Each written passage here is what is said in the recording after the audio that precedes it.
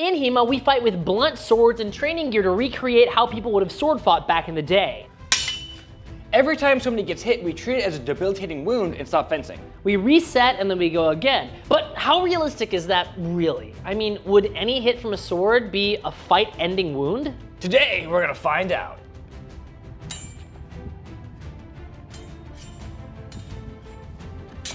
Yeah.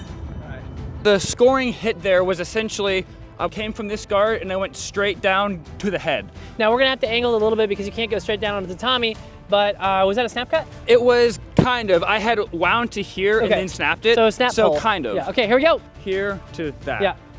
And then my foot, I did it with a lunge too. Okay. Oh, that would have been bad.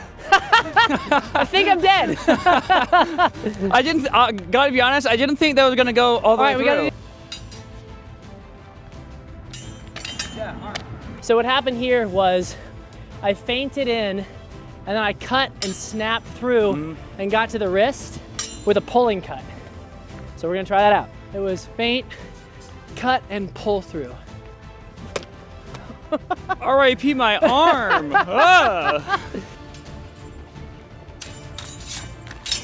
This is kind of an intricate one.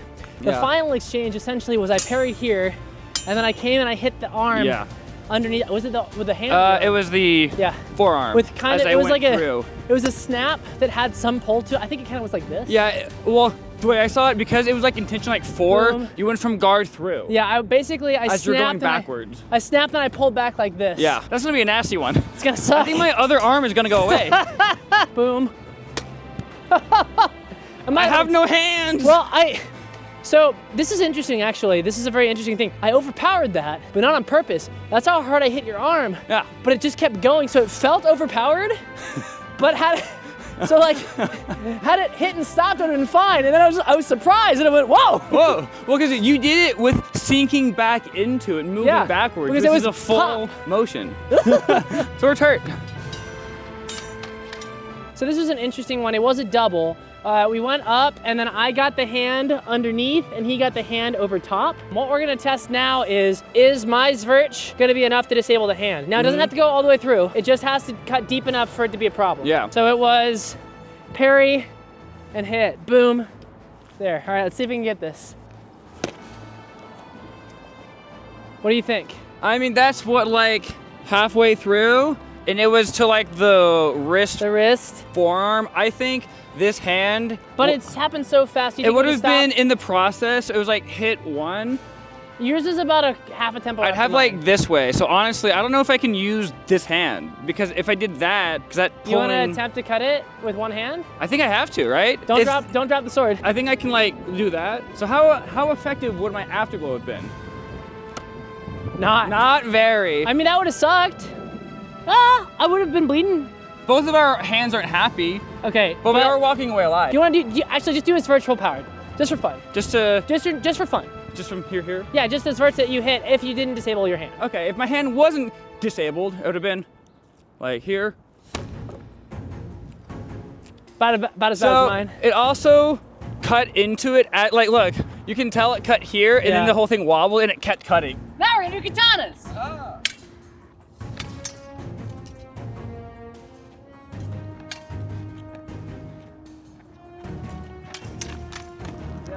We had a bit of problem there because we kept on like hitting blow after blow, one to the hand, the other to the head, and we decided that hand shots weren't gonna count earlier because it's complicated. You can't really cut a hand shot to the tatami, really. And since we're mostly longsword fencers and we're only just learning this, our hands are more exposed.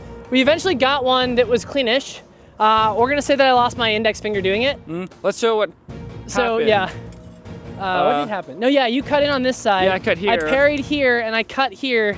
And somewhere in there, I feel like it was like intention 3, right? I think we had like boom, 1, then like you cut, boom, and I think we got boom, the finger cut to the head. Yeah, and then this was like, it was half Suba, half finger. Yeah. So do it with your finger out, I guess. My finger out, got it. Parry, cut. My head's been cleaved and twain. Did I overwind that one, or was that about correct? It seemed fine. Seemed fine? Yeah. Okay. My head's cleaved in twain. Ouch. Ouchies. So in this one, I attacked and I went back and Clark shot it up and over, kind of hitting wrist and hand. So go ahead. Yeah. I can't go straight down on the roll because we can't use it again. So I'm gonna do a slight angle. That's still, if it's my wrist. To the wrist. I mean, it didn't go all the way through, but. I think your wrist is done though. Yeah, I think I mean, that's the thickness of my wrist. I'd say I'm done. For a hand shot, I'm saying I'm dangling off. I'd say my wrist is dangling. Yeah. Okay.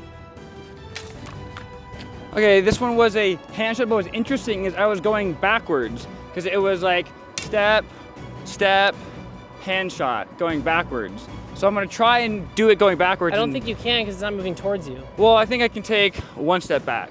You have to be really close, but you can try it, yeah. So we're gonna see how that works with the retreating footwork. Yeah. Okay. Now, granted, you hit it into my hand, so I'd only be missing 2 fingers. Yeah. So like, it'd be bad. It'd be bad. I probably would stop fighting. It's not over. I could have followed up my follow-up attack, which did hit your hilt, which is stupid. Hilt parry. Yeah, okay. This was a weird one. So I parried. It was just a parry. And then I cut to the like stomach. this through, and then you. Nothing after. Okay, we're gonna attempt this. It didn't have enough. Let's see how deep the cut is. Yeah, how deep? I didn't, okay, what I'm gonna say That is, wouldn't be good. I didn't cut you in half, but your intestines might be on the outside. My stomach is open. Now, granted, I don't think, you didn't get an afterblow, but I don't think that would immediately stop you from fighting. No, but I think it's a weird cut angle because it was more of like a sverch. It wasn't very. Because I drew it through like this, Yeah. but I think that it's too weird of an angle. I think you'd be injured. I don't think you'd be out of the game. I wouldn't be out of the game, but my stomach is opened and to some degree. To some degree. To some degree, yeah. Okay. Effective cut. Effective-ish. Yes. All right, so what happened there was I had a parry here, and I jumped backwards and moulineed with the very tip. So let's try that. Yeah. We don't have a sharp dueling saber, so this is our best stand-in. So it'll be 1, stepping back. It didn't go all the way through, but dang. Oh, it turned and went down. Oh, that's bad. Yeah, Oof. that would have sucked. And it was on your stomach. It was area? right here, so it would have hit my ribs. Yeah. It wouldn't, because it hit my ribs, it wouldn't be fatal, but I'd be done. Yikes. I'd be done fighting. But So what happened here was I indicated here, you started to do something over here. Yeah. And I went to parry, but your parry didn't happen. Yeah. Your attack didn't happen. And then I cut Yeah. with a full force cut this way into here. This is gonna be a bad one. Let's take a look. So from here to here. Woo. I think you like went to here. Well, in my whole body. I'm probably gonna say that this is too light to cut through any bones. I'm assuming it might like get jammed here, in there, though, but like this is your lats and lymph nodes and everything. Yeah, That's a bad time. and that's your saber arm. I'm not doing anything. Yeah, it was a thrust. And you cut the after, right? I actually displaced it, but we can't test the thrust. We can't thrust it to Tommy. Yeah. I claim the moral victory, but we can't. You can cut to Tommy pretty easily, but it doesn't have enough weight for you to thrust it. Yeah. So I claim moral victory, but we have to keep going. So this is actually really funny. What happened was I made a beat with the false edge, and then I hit here, but as I made my beat, there was some incidental contact here. It wouldn't have done anything probably. Might have given me a scratch. This was solid enough. I stopped fencing because I started thinking about the incidental content, if it was good or not, and then Clark got me with a little wee. So this is a PSA.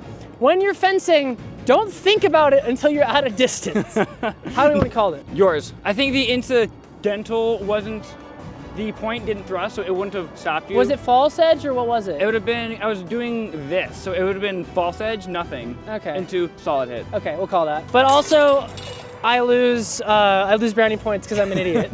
You got hit afterwards. I got hit afterwards when I didn't need to get hit afterwards. I could have gotten out of the way. You just stopped fencing. I did. I stopped Never fencing. stop fencing. You're gonna cut me because I'm dumb. A free cut because I'm dumb. It was beat. Oh yeah, beat hit. So this is gonna be kind of weird. Beat hit. Okay, so because I did the beat, I would have kind of had some come off from the sword. So this isn't. I didn't have that. This did go pretty deep. Yeah. But it was to your stomach. It was like here-ish. I think that this would have hurt really bad. I think it would have hurt But it really wasn't bad. nearly as- I don't think it would have stopped Yeah. me from doing anything after. No. Which means You I do get a 'cause free cut to the head. Yeah. No, it wasn't the head. It was right here. Oh, to the chest. It was also very light. It was at the very edge of range. Very The edge very of range. edge of Here, range. so it'll be like here. Yes. Okay. Like that. Yeah. Okay. You're okay, whatever.